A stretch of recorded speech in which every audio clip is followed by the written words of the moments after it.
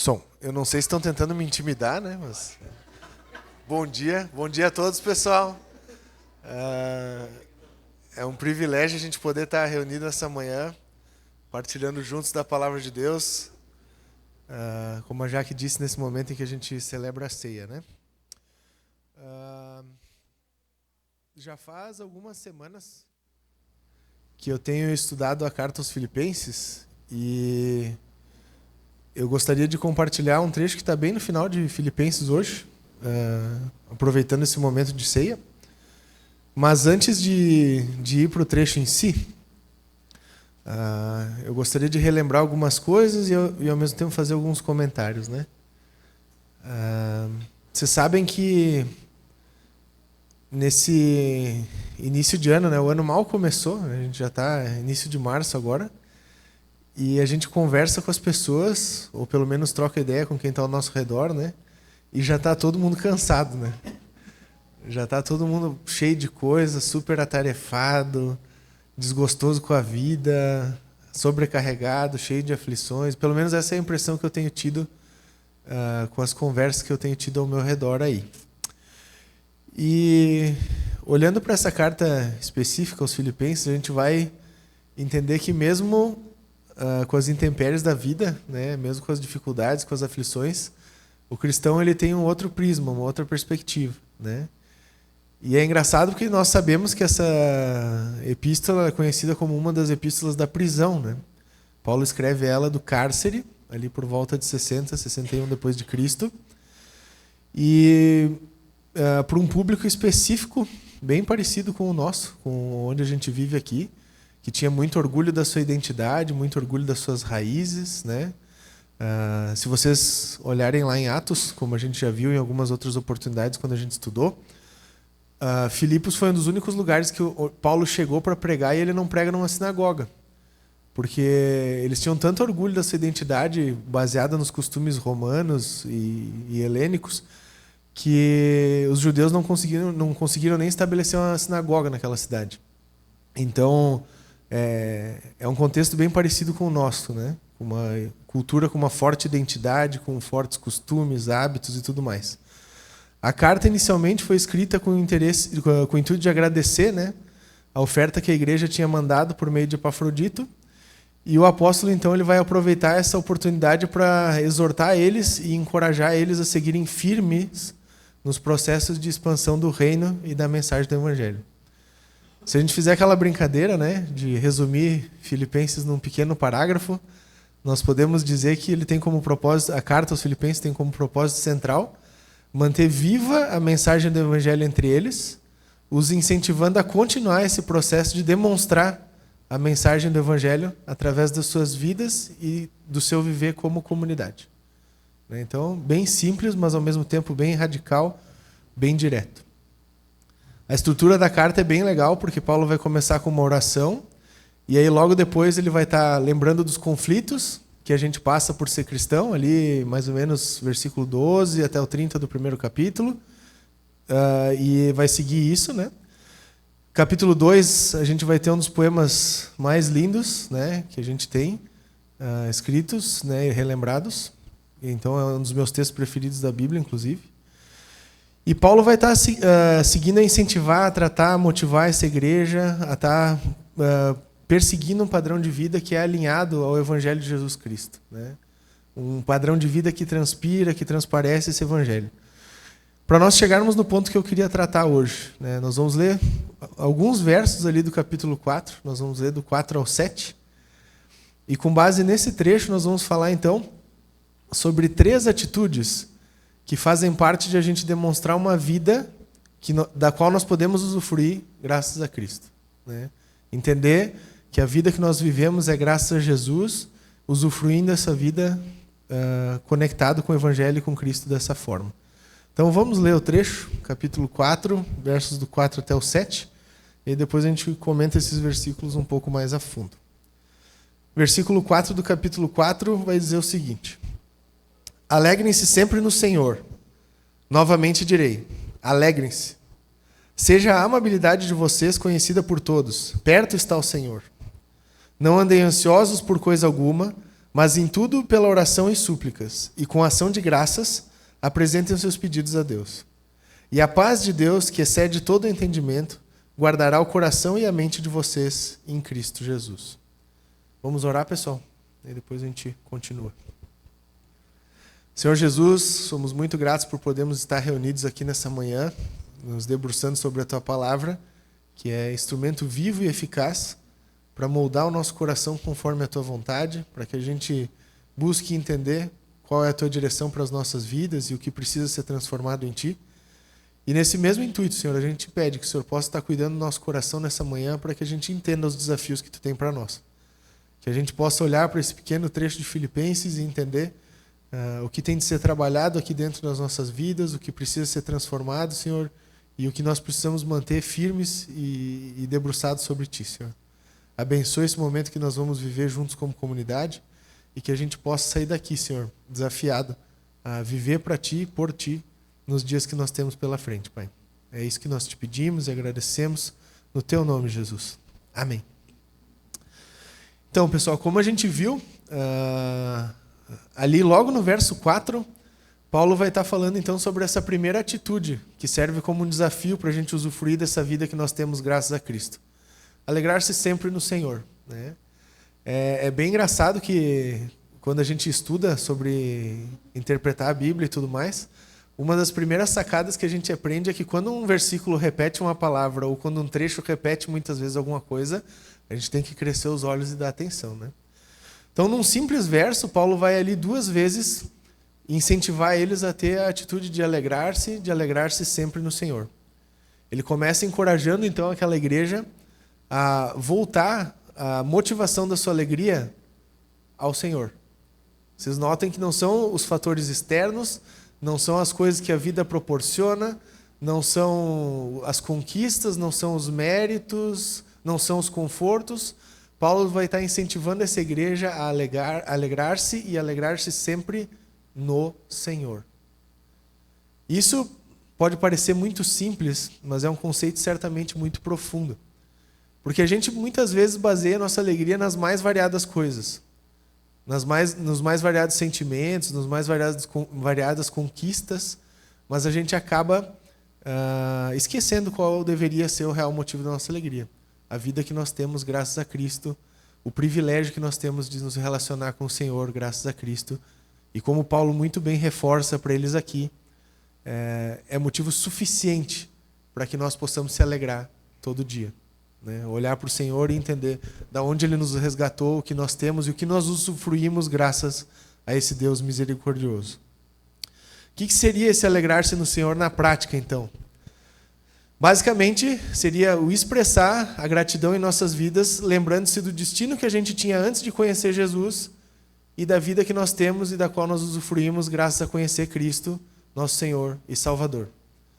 O mundo hoje, no geral, vai sempre tender a tentar nos desconectar e nos desvencilhar dessa verdade que a gente está enfatizando como centro da nossa alegria aqui através desse trecho. E aí vocês podem perguntar como? Simples, é só vocês conversar com uma pessoa que está triste, que está desanimada e pedir por que ela está assim. Provavelmente ela vai te dizer porque aconteceu algo triste na sua vida, porque ela está passando por uma situação difícil, porque ela não conquistou algo que ela queria, porque alguma expectativa sua não foi suprida, porque alguma necessidade daquelas essenciais que muitas vezes a gente coloca à nossa frente não está sendo alcançada. E aí as pessoas naturalmente se permitem entristecer-se por causa dessas condições. E tudo bem, pessoal. A gente entende que a realidade de quem não conhece a Cristo é essa mesmo. Porque não tem renovo total e completo para a sua esperança todo dia, não tem onde achar e almejar dias melhores, porque o mundo aí fora, sim, ele vai fazer com que a gente se desespere muitas vezes por causa das coisas que estão à nossa frente. Mas nós, como cristãos, mesmo vivendo circunstâncias difíceis no momento presente, graças a Cristo nós podemos ter uma outra perspectiva.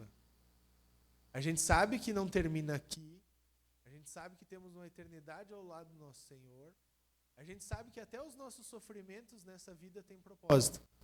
E isso é motivo suficiente para que a gente possa encontrar alegria. Lembrem, quem estava incentivando a alegria a essa igreja estava preso. E estava incentivando novamente eles a alegrar-se no Senhor. Chega a ser engraçado, né? Paulo no cárcere dizendo, olha irmãos, alegrem-se. Novamente eu vou dizer para vocês, alegrem-se no Senhor. Ele podia estar chorando as pitangas dele ali, né? Dizendo, alegrem-se por mim porque eu estou triste, né? Porque eu estou preso, porque eu estou mal. Mas não. Um cristianismo baseado em Cristo, firme nele, entendendo que até mesmo os nossos sofrimentos eles têm propósito. Nós, como cristãos, temos que ter a atitude de perceber isso nas nossas vidas. Eu não sei quais são as dificuldades que vocês enfrentam hoje. Eu não sei quais são as lutas que vocês têm hoje. Mas graças a Cristo, essas lutas não definem a vida de vocês. Não fazem com que a vida de vocês termine ali. Vocês podem se alegrar nesse combate, porque é o combate que Cristo permite que vocês vivam até o dia em que Ele venha, até o dia em que Ele volte. A pergunta que fica para nós aqui é o quanto eu tenho deixado o mundo e, consequentemente, as presentes circunstâncias influenciar os nossos valores e os nossos padrões.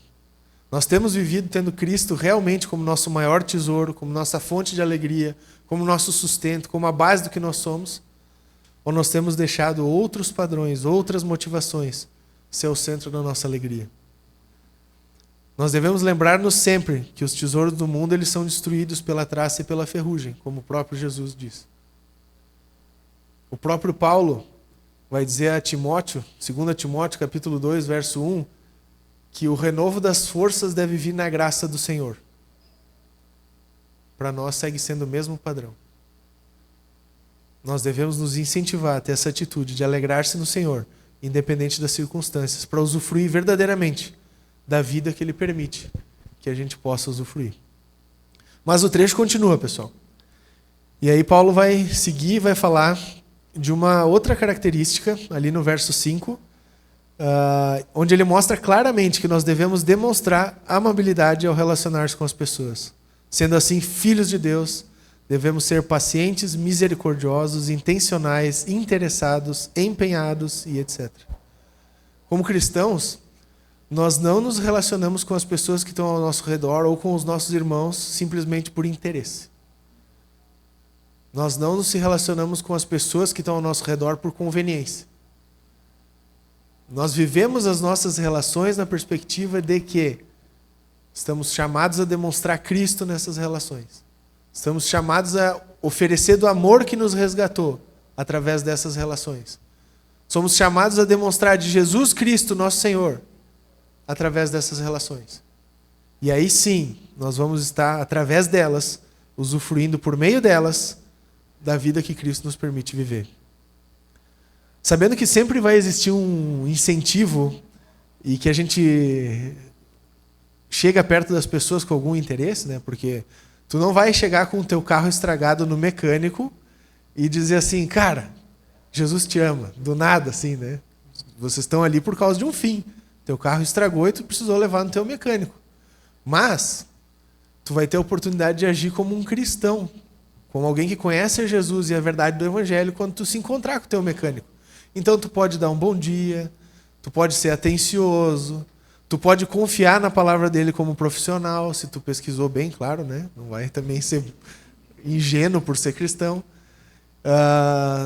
Tu vai tentar sempre ser justo, honesto, tu vai tentar entender o lado de que ele também está ali trabalhando, de que ele precisa ganhar o dinheiro dele, de que como cristão tu tem que ser justo nessas coisas também, etc.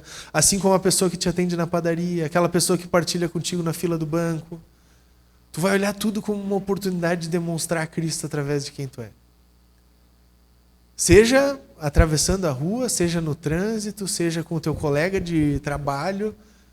O meu, no caso, é bem difícil, né? Ele não é fácil, mas a gente tenta demonstrar Jesus através da relação com Ele, né, Ed? Nós não saímos de casa ao acaso, gente. Como cristãos, nós devemos entender que o demonstrar esse amor de Cristo através das relações é nosso chamado. Assim como os discípulos, por onde eles passaram incentivados por Jesus, Eles seguiram as instruções de Cristo para a vida deles, no como eles deveriam agir diante das pessoas, o que eles deveriam demonstrar, como eles deveriam instigar as pessoas a voltar-se a Deus através do que faziam. Nós temos o mesmo chamado hoje, segue para a gente. Então, se vocês olharem para Atos em específico, quando Paulo foi preso ali na visita aos filipenses, eles louvaram na cadeia. Então, eles estavam ali demonstrando a amabilidade do Senhor através das relações com os presos, numa circunstância muito difícil. Nós também somos chamados a demonstrar esse amor em toda e qualquer circunstância. Então, o desafio que esse verso traz para nós é: olhe para as oportunidades que nós temos, que você tem de ser amável. Olhe para os teus relacionamentos hoje e avalia como eles têm sido, como Cristo tem sido demonstrado através dessas relações. A gente sabe que muitas vezes nós não temos as condições mais ideais, né? Porque nós somos muito limitados. Mas a gente deve buscar depender de Jesus a ponto de que, mesmo as nossas limitações, sejam desafiadas, sejam trabalhadas para que a gente consiga expressar esse amor. Cada um de nós é muito diferente, né? Para mim, por exemplo, é muito fácil chegar na pessoa, dar um abraço, pedir como é que tu tá e tal, tudo mais. O Ed já é um aperto de mão, né? E tudo bem, Jesus usa ele com determinado tipo de pessoas, Jesus vai me usar com determinado tipo de pessoas, mas o esforço comum em que eu, você e todos nós buscamos ter no meio das relações para demonstrar o nosso melhor para as pessoas, oferecendo Cristo, é para todos. Não pensa que porque tu tem um jeitão mais truculento, tu não é chamado a demonstrar o amor de Jesus diante das pessoas que passam na tua frente. Da mesma forma, se tu é uma pessoa mais expansiva, mais fácil de se relacionar, não pense que o teu amor não tem que ser tão verdadeiro quanto a Bíblia parece que tem que ser. De estar lá nas horas difíceis, de ser constante, de não ser superficial e etc.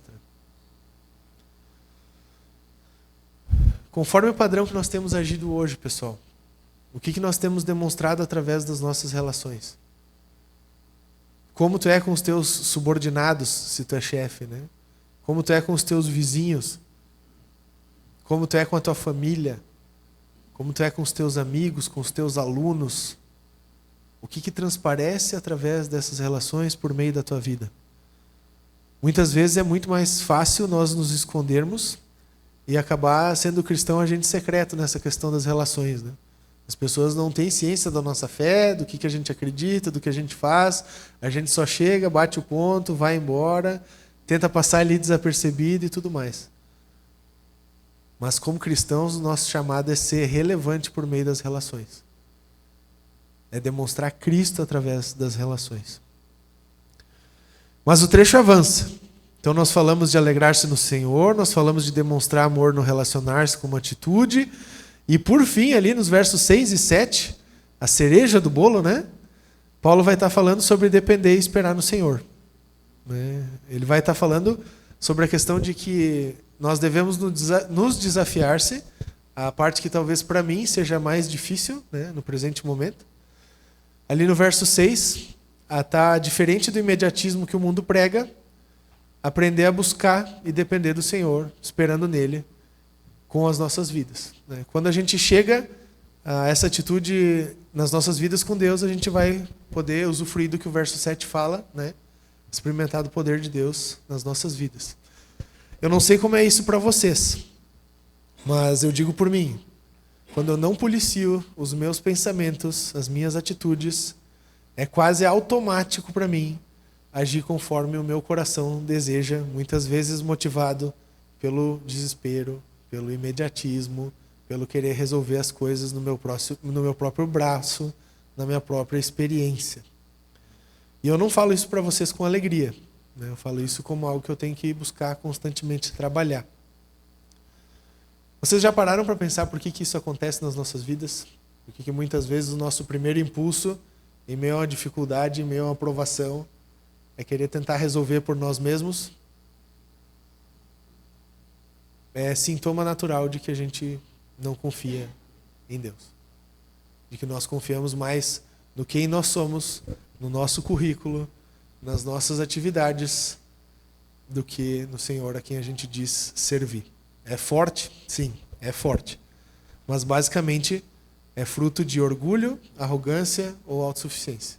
Coisas que muitas vezes a gente entende até como positivas na nossa vida e no nosso coração, mas que Deus, ao longo da sua palavra, abomina no que diz respeito a relacionar-se bem com Ele. O que a gente faz então para lutar com essa questão de ser autossuficiente, de ser orgulhoso, de demonstrar arrogância às vezes nas atitudes, não buscando a Deus nas coisas mais simples muitas vezes? Só vai ser possível, pessoal, quando a gente tiver os nossos corações guardados pela paz de Deus, que excede todo o conhecimento, todo o entendimento e todas as nossas concepções. Quando a gente escolhe a vontade dele para as nossas vidas e não a nossa própria vontade. A gente não pode engessar o nosso cristianismo. A gente não pode achar porque eu tenho determinada facilidade em determinada área, deveria ser tão fácil ou igual para o meu irmão que está passando pela mesma dificuldade. Da mesma forma, quando a gente passa por problemas sequentemente na nossa vida, um atrás do outro, a gente tem que andar muito atento. Talvez Cristo não vá trazer a mesma resposta, a mesma solução, o mesmo padrão para toda e qualquer solução que surgir na nossa frente. Nós deveríamos sempre estar muito atentos a nos debruçar diante de Deus, tentar entender por que Deus está permitindo aquela dificuldade na nossa vida ou na vida do nosso irmão, olhar para as Escrituras e através delas entender, tá, isso é um padrão de ação legal, inspirado por Deus, que eu posso oferecer para essa pessoa. Não a minha resposta automática. Não vai lá, faz isso e tudo mais. E aí vem o privilégio que nós temos de viver como igreja, né? O maior privilégio que eu tenho para trabalhar isso na minha vida é cuidar de adolescentes. Porque todas as vezes que qualquer um dos adolescentes traz uma dificuldade, um problema para mim, eu adulto, maduro, que já passou por essas coisas, quer dar uma resposta de bate-pronto, né? Tipo assim, o que eu faço com essa situação na escola, fofo? Pergunta o João, né? Aí eu acesso o meu HD e falo, João, tu tem que fazer tal coisa. Só que aí eu esqueço de muitas vezes me colocar nas calças do João, né? E entender o que o João está passando, qual a realidade que ele está vivendo, que talvez a realidade familiar que ele tem é diferente da que eu tinha, que talvez a condição que ele tem naquele momento de vida é diferente do que eu tinha. E aí eu penso assim, João, nós vamos ter que orar por isso, vamos ter que ver o que a Bíblia fala e vamos ver o que Deus tem para ti. Mas eu estou aqui contigo. Tá? Se precisar chorar, eu estou aqui. Se precisar dar risada, eu estou aqui. Se precisar conversar com alguém lá, eu estou aqui. Se precisar de ajuda para estar lá com os teus pais, estou aqui também. Mas vamos junto. E aí eu vejo que muitas vezes Jesus faz algo totalmente novo e diferente com o João, que é muito melhor do que a minha cabeça limitada poderia ter pensado para aquela situação. E aí, pela graça de Deus, eu me coloco no meu lugar. E eu vejo que eu não sou nada sem Jesus. Esse é um exercício que nós devemos criar o hábito de praticar. Nós devemos criar o hábito de sempre se voltar para Deus. De entender que Ele é poderoso, que Ele é fiel, que Ele é quem tem capacidade de salvar. E nós somos meras ferramentas muito limitadas, que pela graça podem ser usadas por Ele. Então, pessoal, só para a gente não perder o fio da meada, nós falamos hoje sobre 3 atitudes que nos colaboram, que contribuem para que a gente possa viver a vida que Cristo nos proporciona viver. Primeira atitude é alegrar-se sempre no Senhor. Mas não aquela alegria vazia, aquela alegria boba, sentimental, né? A alegria de encontrar conforto para os nossos corações, para as nossas vidas, sabendo de quem Cristo é e do que Ele fez por nós. Nós falamos também que outra atitude que coopera para isso é aprender a demonstrar amor no relacionar-se. Com os nossos irmãos em Cristo, com as pessoas que estão ao nosso redor, amor deve ser a marca imprimida, impressa nas nossas relações.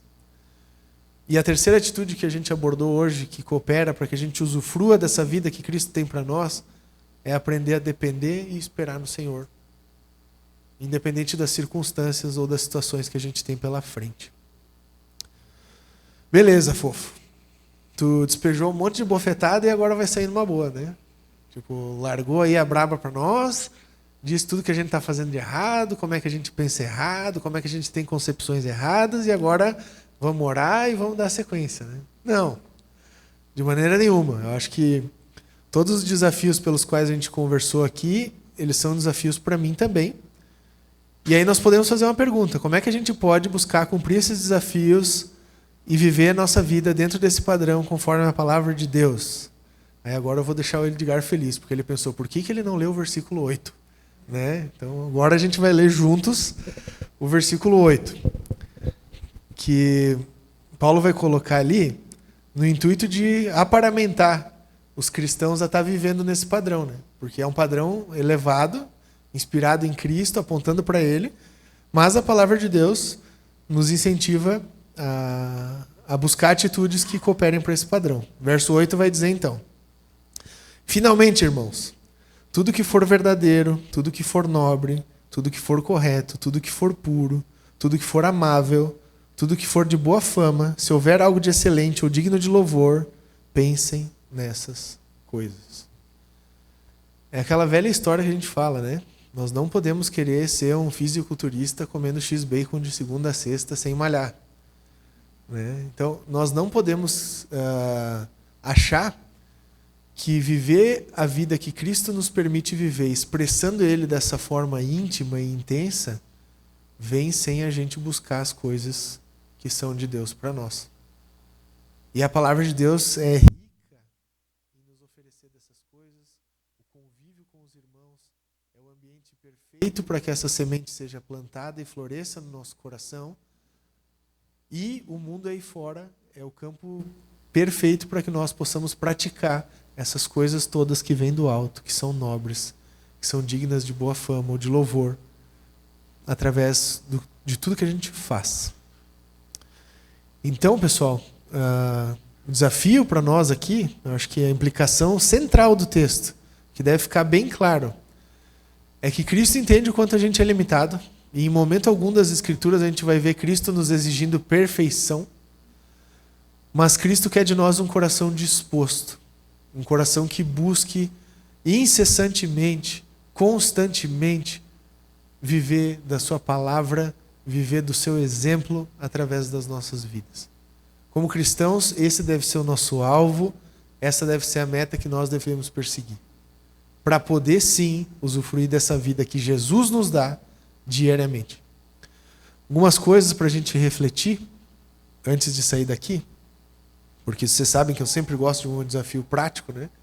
E esse aqui de praticar as coisas que vêm do alto, ele é bem teórico, assim, no sentido de nós sabemos o que a gente vai buscar, mas nós temos que sim avaliar a nossa vida. E sobre essas atitudes das quais a gente conversou hoje, qual tem sido a mais difícil de tomar nas nossas vidas? O alegrar-se no Senhor, o ser amável nas relações, ou aprender a depender e esperar nele? Tem sido difícil anunciar Cristo através das nossas vidas? Nós temos testemunhado, nós temos evangelizado, nós temos demonstrado quem é nosso Senhor através daquilo que nós somos? Qual tem sido o meu alvo principal hoje? Ele contribui para o bem da minha vida com Deus? Qual tem sido o alvo onde tu investe as tuas forças, os teus recursos, as tuas energias? Esse alvo coopera para um viver mais próximo de Cristo ou não? Dos desafios que a gente viu no verso 8, no que eu não tenho pensado? Não seria interessante compartilhar essas dificuldades que eu tenho vivido com algum irmão? Essa é a aplicação que eu tenho para nós hoje. Que a gente avalie esses parâmetros que o trecho expõe de maneira muito clara. Que a gente avalie o conteúdo que nós deveríamos ter dentro da nossa mente e coração para estar vivendo esse padrão. E entenda o que precisa melhorar, o que está faltando, e compartilhe isso com alguém que caminha conosco em Jesus, para que a gente possa ser tratado através da palavra de Deus. Certo, pessoal? Então eu queria fazer uma oração, e aí depois nós podemos ir para o nosso momento de ceia. Vamos orar juntos. Senhor Jesus, somos muito gratos porque a Tua palavra é viva e eficaz. A gente sabe que muitas vezes a gente emocionalmente mentalmente se encontra num estado que não colabora para se aproximar de Ti, que não colabora para viver perto de Ti, mas aí a gente vem, olha para as Escrituras e vê que Tua graça transborda dela para as nossas vidas e a gente busca entender quais são as condições, os meios para que a gente viva perto de Ti e viva um padrão que Te agrade, Senhor. Nesse sentido, Pai, nos ajuda a usufruir dessa vida que Tu nos proporciona. Que nós possamos ter as atitudes corretas para viver essa vida verdadeira que graças a Ti nós temos. Que a gente saiba fundamentar, Senhor, a nossa alegria em Ti. Que a gente saiba demonstrar do Teu amor através das nossas relações. E que a gente saiba esperar e depender de Ti para todas as coisas, Pai. Que a gente não desvencilhe o nosso coração, a nossa vida, as nossas escolhas, as nossas decisões de Ti, Senhor. Bem pelo contrário. Que a gente dependa de Ti para tudo, que a gente Te busque para todas as coisas, Pai. E nesse sentido, nos ajuda a encher o nosso coração daquilo que Te agrada. Nos ajuda a encher as nossas vidas das coisas que contribuem e cooperam para o Teu reino, Pai. E que nós possamos entender o que precisa ser transformado por Ti através do Teu Espírito Santo. E que nós possamos Te obedecer para que isso aconteça, Pai. Trabalha nas nossas vidas nesse sentido e como comunidade que a gente possa, através disso, Senhor, Te transparecer no nosso meio. É o que a gente pede, Senhor, e clama de forma muito sincera diante de Ti, Pai. No Teu nome, Jesus. Amém.